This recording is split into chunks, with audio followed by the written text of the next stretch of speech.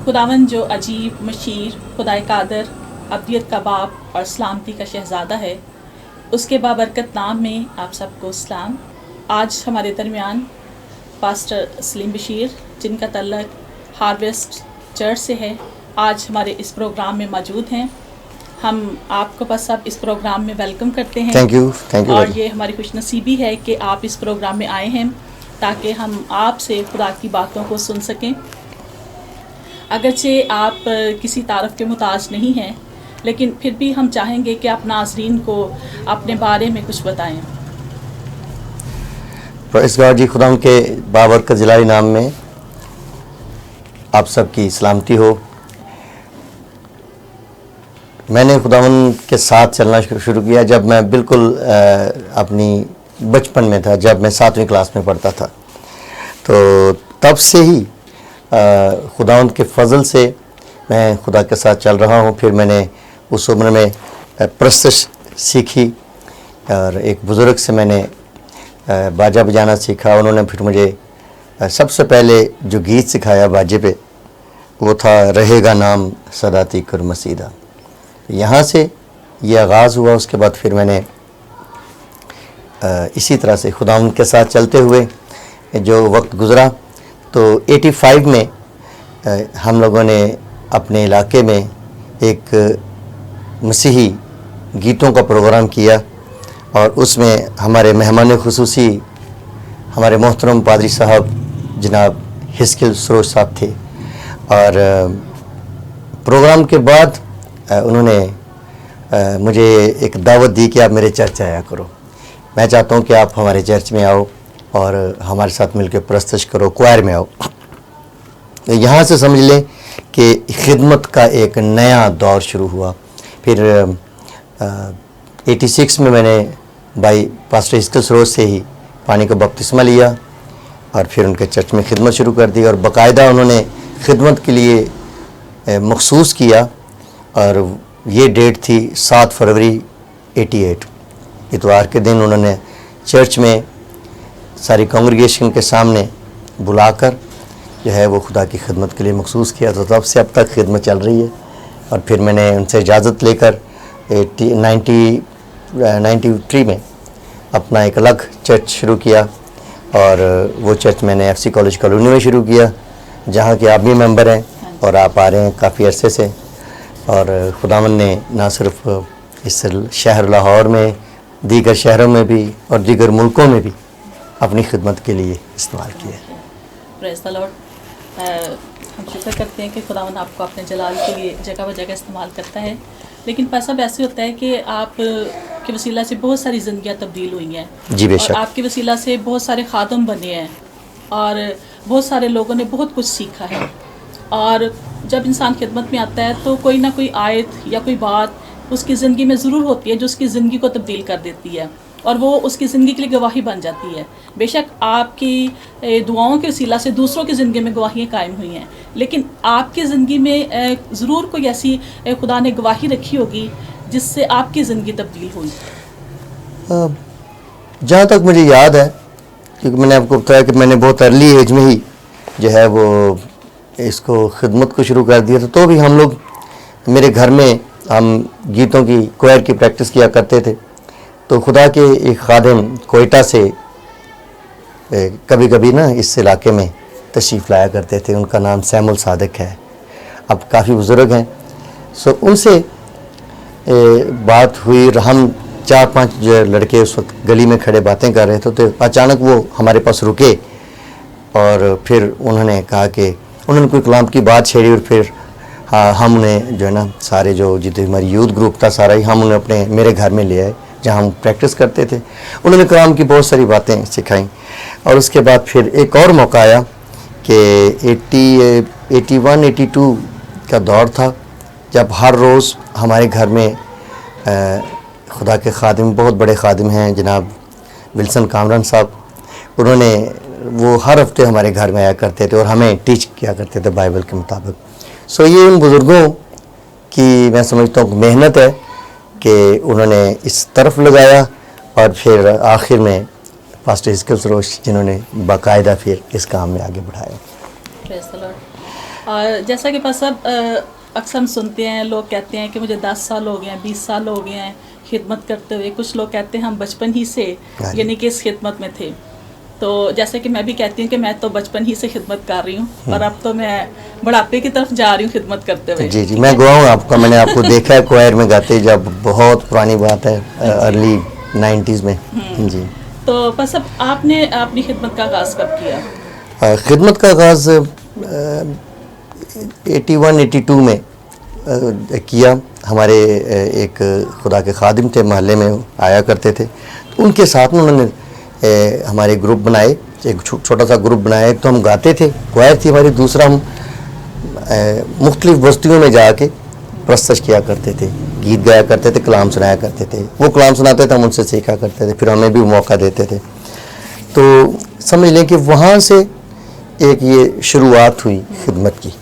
اور پھر اس کے بعد باقاعدہ جو مخصوصیت کے ساتھ خدمت ہوئی وہ 7 فروری 1988 جب مجھے بھائی اسکل سروش نے اپنے چرچ میں خدمت کے لیے مخصوص کیا بطور ایلڈر. تو پھر میں نے چرچ میں باقاعدہ خدمت کی، کچھ سال وہاں لگائے.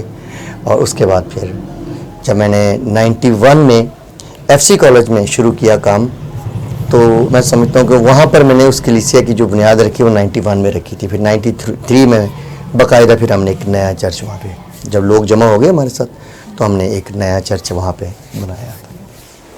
اور بس اب آپ نے جب خدمت کا آغاز کیا تو آپ نے اکیلے ہی کیا تھا یا آپ کے ساتھ ٹیم تھی؟ یعنی کس طرح آپ نے خدمت کو شروع کیا؟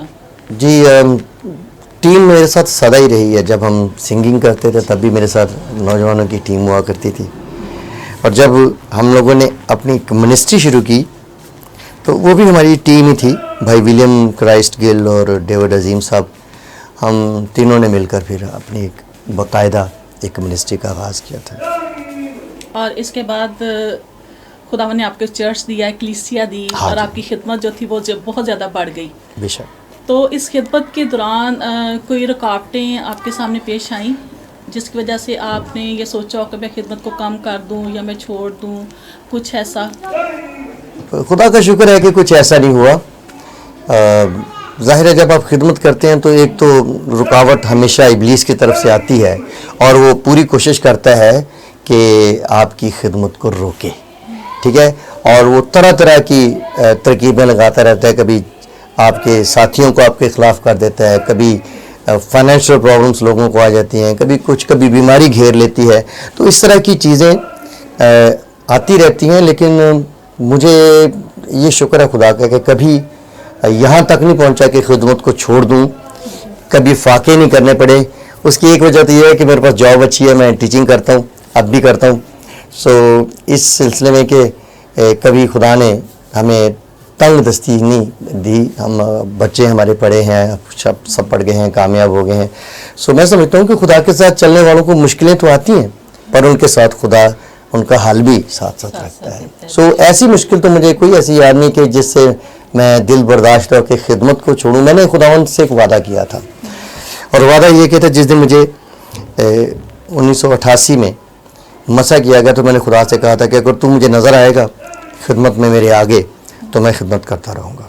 تو یہ 32-33 سال ہو گئے ہیں شاید اس بات کو. میں نے خداوند کو ہمیشہ اپنے آگے پایا ہے. تو اس واسطے خدمت چھوڑنے کا یا دل برداشتہ ہونے کا تو کبھی آیا نہیں، وقت نہیں آیا. لیکن خدمت میں اتار چڑھاؤ آتے رہتے ہیں. کبھی یہ بھی خدا کی طرف سے ایک پروننگ ہوتی ہے کہ وہ آپ کی خدمت کو بڑھانا چاہتا ہے. کچھ لوگوں کو ہمارے وسیلے سے وہ ایک نیا خادم بنانا چاہتا ہے. تو اس طرح کے اتار چڑھاؤ آتے رہتے ہیں. لیکن شکر ہے ہماری کلیسیا جو ہے وہ ایک خاص لیول پر چلتی رہتی ہے.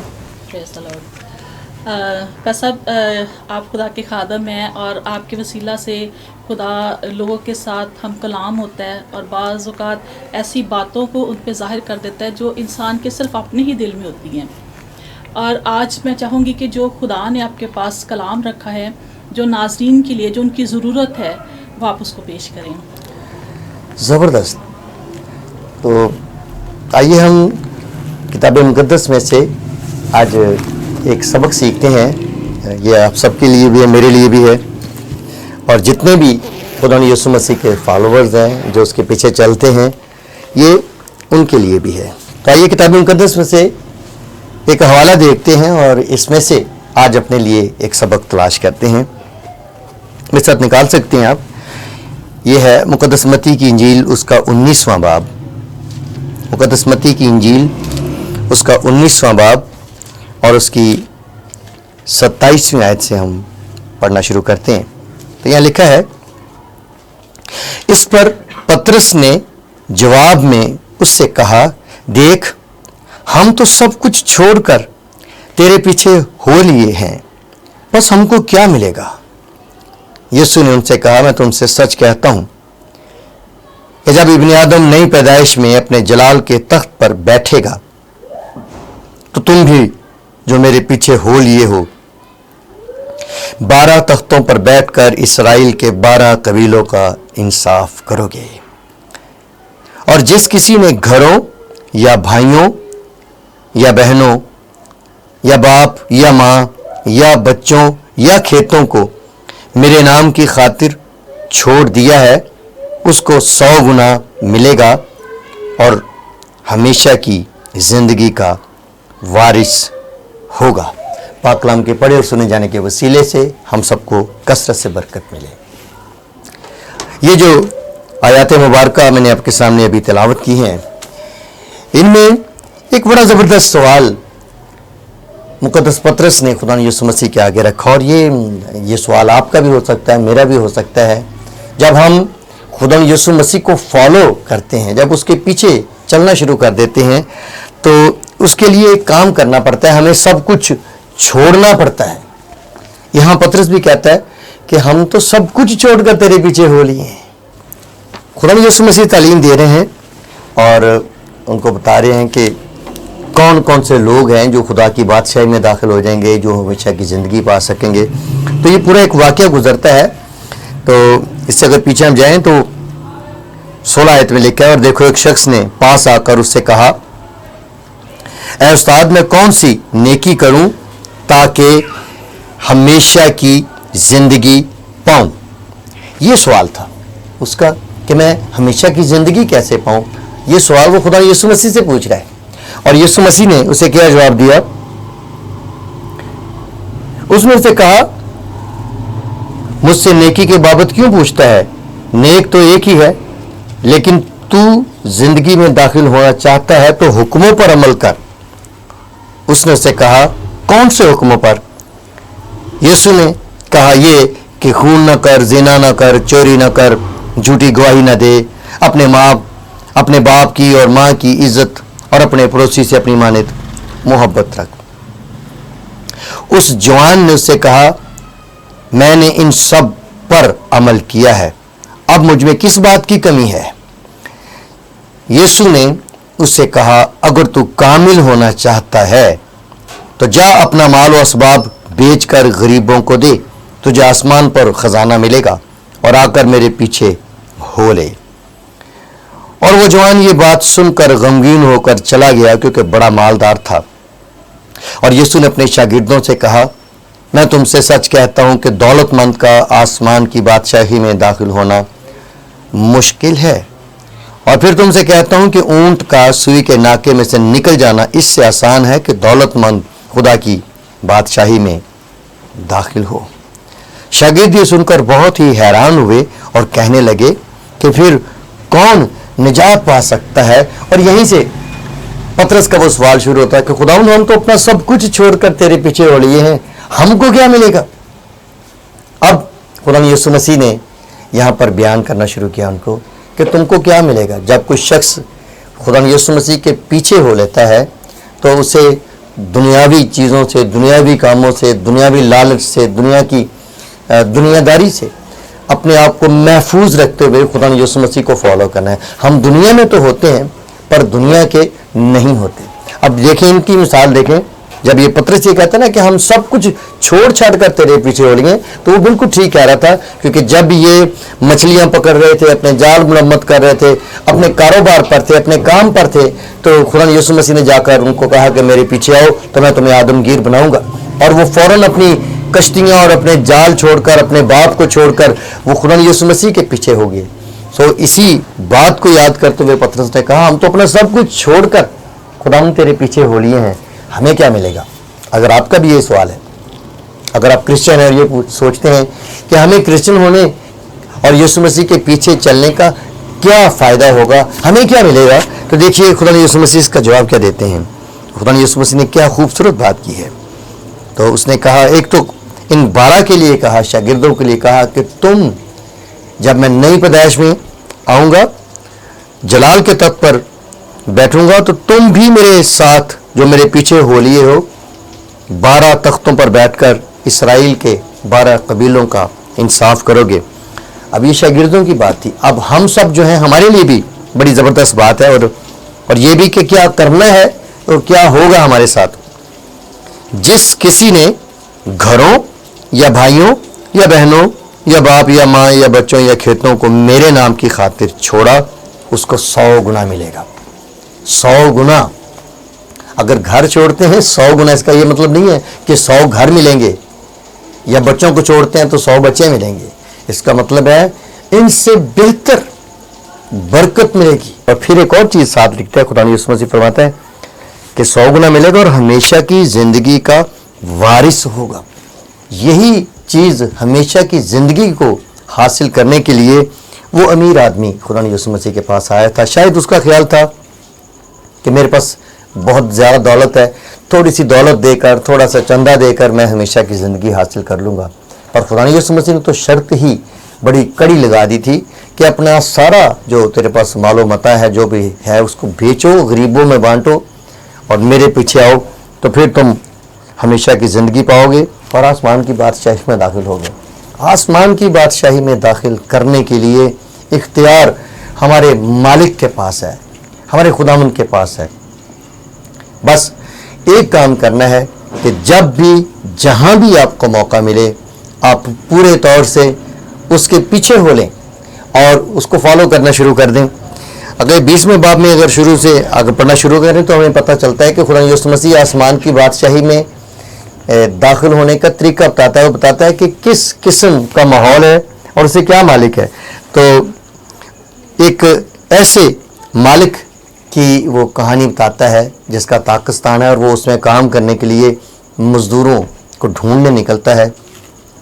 اسے کچھ مزدور ملتے ہیں, ان کو کہتا ہے کہ تم جاؤ میرے پاکستان میں کام کرو, اور یہ ارلی وقت ہے, صبح سویرے, تو تم جب شام کو اپنا کام ختم کرو گے تو میں تمہیں 1 دینار دوں گا. اور اسی طرح سے وہ پھر نکلتا ہے. دن چڑھے, اور لکھا ہے دن چڑھنے کے قریب نکل کر اس نے اوروں کو بازار میں بیکار کھڑے دیکھا تو ان کو بھی پکڑ لیا. ان کو کہا آؤ بھی تم بھی میرے اس پاکستان میں کام کرو تو تم کو بھی یہ 1 دینار ملے گا. اور پھر کوئی تیسرے پہر کے بارے میں لکھا ہے کہ دوپہر اور تیسرے پہر کے قریب نکل کر ویسا ہی کیا, اور لوگوں کو بھی وہ اس نے اپنے پاکستان میں کام کرنے کے لیے بھیج دیا. اور پھر آخری گھڑی میں 1 گھنٹہ, آخری گھنٹے کے بارے میں لکھا ہے کہ جب کوئی 1 گھنٹہ دن باقی رہ گیا تو پھر نکل کر اس نے اوروں کو کھڑے پایا اور ان سے کہا تم کیوں یہاں تمام دن بیکار کھڑے رہے. تو انہوں نے اس سے کہا اس لیے کہ کسی نے ہم کو مزدوری پر نہیں لگایا. اس نے ان سے کہا کہ تم بھی پاکستان میں چلے جاؤ. تو پاکستان میں جانے کے لیے مالک کی دعوت ہے ہر ایک شخص کے لیے. اگر کوئی شخص اس کے پیچھے آنا چاہتا ہے, اس کے پاکستان میں اس کی بادشاہی میں جانا چاہتا ہے, تو وہ اس کا حکم مان لے. تو یہ لوگ جو بیکار کھڑے تھے, جن کو کوئی پوچھنے والا نہیں تھا, جن کو کوئی مزدوری دینے والا نہیں تھا, جن کو کوئی اجر دینے والے نہیں تھا, تو خداوند یسوع مسیح نے ان کے لیے ممکن کیا کہ ان کو دعوت دے. آپ اور میں اسی دعوت کا حصہ ہیں. عمر کے کسی حصے میں بھی آپ خداوند یسوع مسیح کو فالو کرنا شروع کر دیں گے, آپ کو برکت اتنی ہی ملے گی. یہ بڑی بات ہے, برکت میں کمی نہیں آنے دے گا. اگر کوئی پورے دل سے, یہ دیکھیں صبح سویرے سے جو کام کر رہا تھا اس کو بھی اتنی ہی مزدوری ملی جتنی اس کے ساتھ اس نے ٹھہرائی تھی. اور پھر جس شخص نے آخری 1 گھنٹہ کام کیا, ممکن ہے اس آخری 1 گھنٹے والے نے بڑا دل لگا کے کام کیا ہو, اور خدا یسوع مسیح اور جو مالک ہے پاکستان کا, اس نے بڑی فراخ دلی سے اس کو بھی اتنی ہی مزدوری دی. بعد میں جو صبح سب سے پہلے آئے تھے انہوں نے اعتراض بھی کیا کہ ہم نے تو سارا دن کام کیا ہے. تو یہ شخص جو ہے اب یہ ایک دوسرے کو جج کر رہے ہیں. یاد رکھیے یہ اختیار خداوند کے پاس ہے، جس کو چاہے جب بھی کوئی شخص اس کے پیچھے آئے وہ پوری برکت پا سکتا ہے. سو اس واسطے آپ گھبرائیں نہیں. اگر آپ اس دنیا داری میں اپنی عمر گنوا چکے ہیں تو پھر اب وقت ہے آپ کے پاس کہ آپ اب سے اس کے پیچھے چلنا شروع کر دیں. ان باتوں کو، ان رسموں کو، ان کاموں کو، ان برائیوں کو جو دنیا میں سے آپ کو ملی ہیں ان کو چھوڑ کر خدا یسوع مسیح کے پیچھے چلنا شروع کر دیں. سب کچھ چھوڑ کر اس کے پیچھے چلیں گے تو اس کے وعدے کے مطابق ہمیں بادشاہی ملے گی اور ہمیشہ کی زندگی. اب زندگی کس کو عزیز نہیں ہے؟ یہ دنیاوی زندگی جو ہے، زمینی یا جسمانی زندگی جو ہے، حالانکہ ہر شخص کو پتہ ہے کہ یہ ایک لمیٹڈ زندگی ہے، اس نے ایک دن ختم ہو جانا ہے. تو بھی اس زندگی کو پانے کے لیے، اچھی صحت حاصل کرنے کے لیے انسان پوری کوشش کرتا ہے کہ وہ ملاوٹوں سے بچے، وہ بری چیزوں سے بچے، وہ ایسی چیزیں استعمال کرے جو اس کی لائف کو زیادہ کر سکیں، اس کی عمر کو بڑھا سکیں.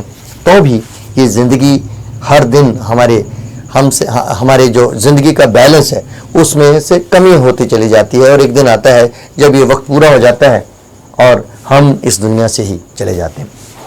لیکن ایک زندگی ایسی بھی ہے جس کا اینڈ ہی کوئی نہیں، جس کا انت ہی کوئی نہیں، اور وہ ہمیشہ کی زندگی ہے. Life for ever, eternal life, ہمیشہ کی زندگی، کثرت کی زندگی. یہ وہ زندگی ہے جو خداوند عطا کرتا ہے. اس کے لیے ہمیں کوشش نہیں کرنی پڑتی، اس کی کرم نوازی ہم پر ہوتی ہے. ہمیں صرف ایک کام کرنا ہوتا ہے، اس کے پیچھے ہو لیتے ہیں، اس کو فالو کرنا شروع کر دیتے ہیں. اس لیے یسوع مسیح نے کہا تھا کہ میرے پیچھے صلیب اٹھاؤ اور میرے پیچھے ہو لو.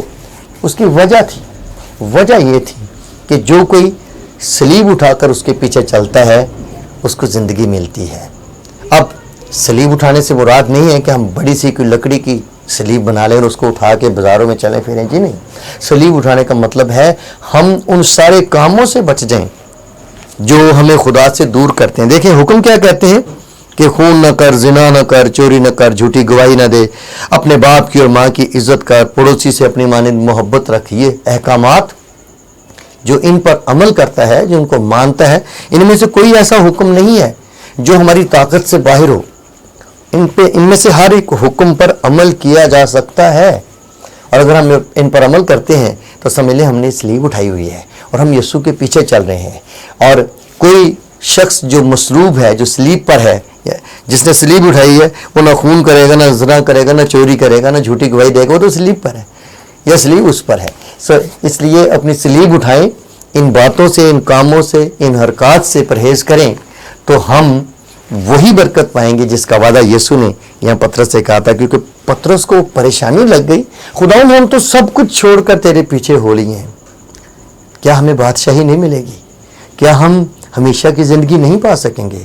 تو پھر خدا یسوع مسیح نے کہا کیوں نہیں، تم تو میرے ساتھ بیٹھ کر اسرائیل کے 12 قبیلوں کا انصاف کرو گے، اور پھر جس نے بھی میرے نام کی خاطر ان سب رشتوں کو، ان کاموں کو چھوڑا ہے، وہ اس کا 100 گنا اجر پائیں گے اور ہمیشہ کی زندگی حاصل کریں گے. یہ ہمیشہ کی زندگی آپ کے لیے. اگر آپ چاہتے ہیں کہ آپ خدا سے، یسوع مسیح سے ہمیشہ کی زندگی حاصل کریں تو ایک کام کریں، یسوع مسیح کے پیچھے چلنا شروع کر دیں.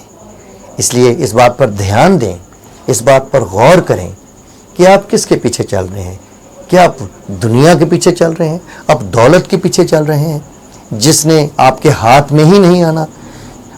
آپ کو یاد ہے ایک شخص کی مثال یسوع نے دی کہ اس نے بڑی محنت کی، اس کی بڑی فصل ہوئی، اس نے نئے گودام بنا لیے، نئی کوٹھریاں بنا لی. جب سارا کچھ بھر گیا تو اس نے کہا کہ اب میں کئی برس تک آرام کروں گا، میری جان کھا پی اور آرام کر. تو اسی دن اس کو پیغام آ گیا کہ آج ہی تیری جان تجھ سے طلب کر لی جائے گی. یہ تو جان طلب کر لی جائے گی، اس کو تو لے لیا جائے گا. تو ہمیشہ کی زندگی پانے کے لیے آپ کوشش کریں اور خدا یسوع مسیح کی ان باتوں پر دھیان دیں. خدا یسوع مسیح کے پیچھے چلیں، حکموں پر عمل کریں، پرہیزگاری کریں، اچھی زندگی بسر کریں اور بری باتوں سے اپنے آپ کو محفوظ رکھیں. تو یہ زندگی آپ کی ہے، ہمیشہ کی زندگی. اس واسطے میں چاہوں گا کہ ہم خدا یسوع مسیح کی حضور میں ایک دعا کریں. ابھی کچھ دیر میں آپ کے لیے بھی ہم دعا کریں گے کہ خدا آپ کو یہ توفیق عطا فرمائے کہ آپ خدا یسوع مسیح کو مکمل طور پر اپنی زندگی کا بادشاہ، منجی، نجات دہندہ بنا سکیں، تاکہ آپ اس کے پیچھے ہو لیں. اور میں آپ کو بتاؤں، اس کی گواہی آپ کو میں دیتا ہوں. میں نے خدا یسوع مسیح کے پیچھے چلنا شروع کیا اور آج تک مجھے کسی چیز کی کمی نہیں ہوئی. مجھے خداوند نے ہمیشہ اپنی برکت سے بھرا ہے. خداوند کی خدمت کرنے والے ہمیشہ برکت سے بھرتے ہیں. آپ سچائی سے خدمت کریں اور دیکھیے گا کہ سچائی ہی آپ کو آزاد کرے گی اور سچائی ہی آپ کو برکتوں سے بھرے گی، کیونکہ خداوند خود سچائی ہے، وہی آپ کو برکتوں سے بھرے گا اور سارے خزانوں کا مالک ہے. یاد رکھیے، آپ کے خدا کے پاس وہ جو زمین کے خزانے ہیں وہ بھی ان کا بھی وہی مالک ہے، اور وہ خزانے جو انسان زمین پر اپنی طاقت سے حاصل نہیں کر سکتا وہ خدا آپ کو آسمان سے عطا کرتا ہے. بائبل میں لکھا ہے کہ آسمان خدا کا اچھا خزانہ ہے. وہ اپنا آسمان کھولے گا اور آپ کو برکتوں سے بھر دے گا.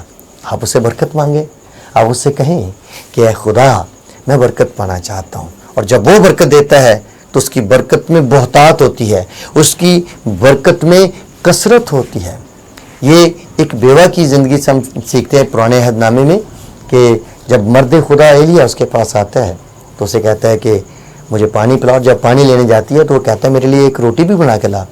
تو وہ کہتی ہے مرد خدا ہمارے پاس تو ایک ہی وقت کا آٹا ہے اور آج ہم نے آخری بار روٹی کھانی ہے، اس کے بعد میں اور میرا بیٹا ہم بھوک سے ہی مر جائیں گے کیونکہ ہمارے پاس آٹا نہیں ہے اور ملک میں قحط سالی ہے.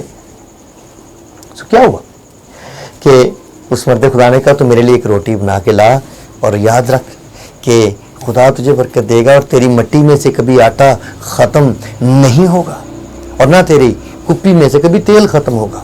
میرے عزیز، خداوند کے پیچھے چلنے والوں کو کبھی کسی چیز کی کمی نہیں ہوتی. شرط یہ ہے کہ ہم سچائی کے ساتھ اس کے پیچھے چلیں. پطرس نے کہا ہم سب کچھ چھوڑ کر تیرے پیچھے ہو لیے ہیں.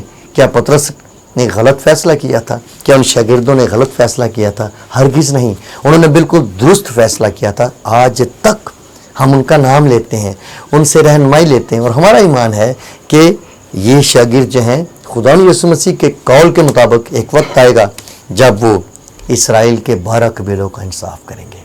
تو یاد رکھیے، آپ کا یہ فیصلہ کہ آپ نے خدا یسوع مسیح کے پیچھے چلنا شروع کر دیا ہے، یہ غلط فیصلہ نہیں ہے. یہی تو صحیح فیصلہ ہے، یہی تو صحیح کام ہے جو آپ نے زمین پر کرنا ہے، اور یہی کام آپ کو بلندیوں تک لے جائے گا، آپ کو برکت دے گا. تو آپ چاہتے ہیں کہ آپ کو برکت ملے، وہی برکت ملے جو یسوع نے اپنے شاگردوں کو کے ساتھ وعدہ کیا کہ 100 گنا اس زمین پر ملے گا، اور پھر اس کے ساتھ ساتھ خدا ہمیں ہمیشہ کی زندگی کا وارث بنائے گا. تو آئیے میں چاہتا ہوں کہ میں آپ کے لیے دعا کروں اور خدا آپ کو برکت دے. لیکن اس سے پہلے آپ ایک چھوٹا سا کام کر لیں، میرے پیچھے ایک چھوٹی سی دعا کر لیں. آپ میرے پیچھے بولیں، اے خداوند میں اپنی زندگی تجھے دیتا ہوں، میری زندگی میں آ.